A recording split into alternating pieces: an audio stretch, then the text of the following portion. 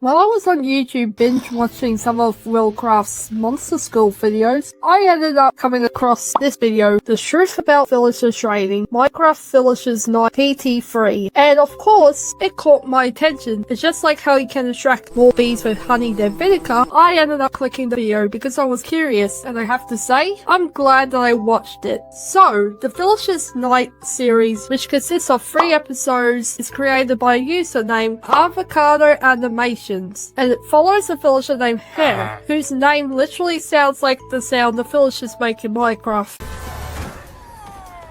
who had witnessed his village being burned to the ground, his fellow villagers being mass murdered, as well as some of them getting kidnapped and later enslaved, as well as witnessed his friend and protector, the Iron Golem, being destroyed. Now, by this point, you may be asking, who is behind all this? Is it a zombie? Is it an illager? Well, here's your answer.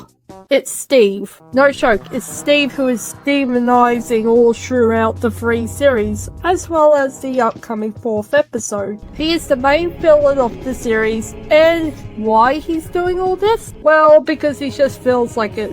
I don't know, and I'm guessing it's because he's a Minecraft player, and Minecraft players are assholes.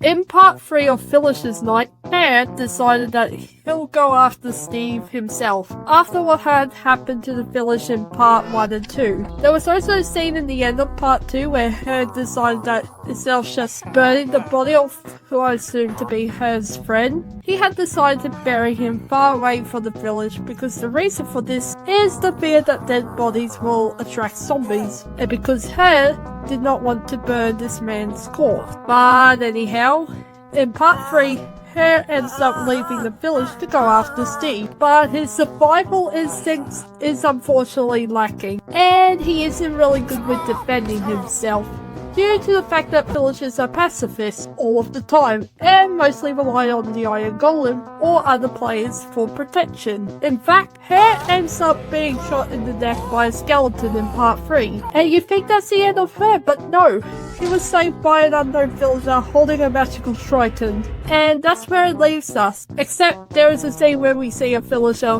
crafting a spear from a piece of wood. So, remember when I mentioned that some of the villagers were captured and enslaved by Steve? Yeah, let me introduce you to La, who is one of the villagers that were kidnapped and thrown in an empty prison cell by the demon himself. Here, the villagers are forced to make items for this man, and in return, he'll give them an emerald as their food, because emeralds taste better than bread. And if you're wondering what will happen if the villagers don't have the items Steve wants, well, this happens.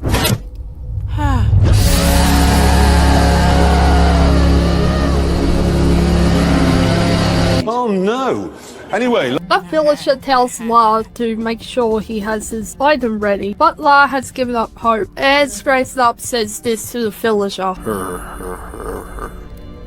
And once Steve starts to approach his cell, he smashes his lantern that he had created, as well as shrugging his shoulders, showing the red that covered his hand to show the man that he doesn't have anything to give to Steve. You get nothing!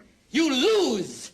Good day, sir! Which displeases him, but La accepts his fate. But, however, instead of Steve releasing the lava into the man's cell, and straight up burning him to nothing but a charred corpse, he presses a button and releases the lava into the villager next door to La's cell.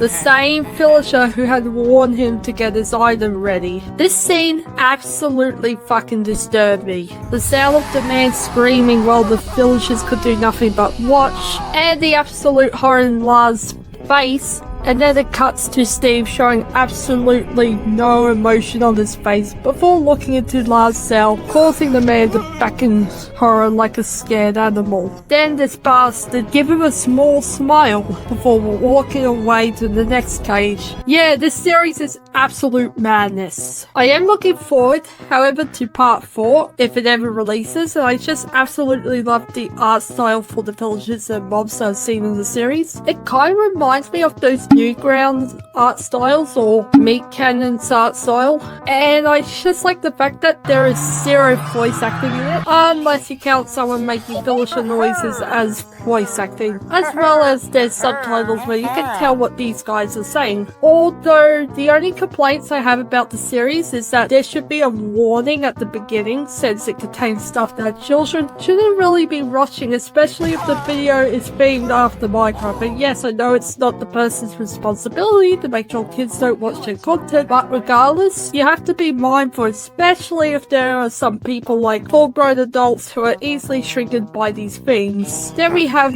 Mare, the villager that is forced to bury. I wish we had more of an interaction with her and Mare, because yeah, they did interact like only once, but I feel that there should be more interaction scenes between him and her, so that way his death and her being the one to bury him would be a bit more impactful. But overall, I do apologize about how short this review is. I wanted to do a quick review about the series because I just felt like talking about it. But yeah, if you want to see me review other series, and I guess Roblox films, then please comment below and leave a like. Oh, and don't forget to support my Ko-Fi, and I'll see you again soon. Goodbye!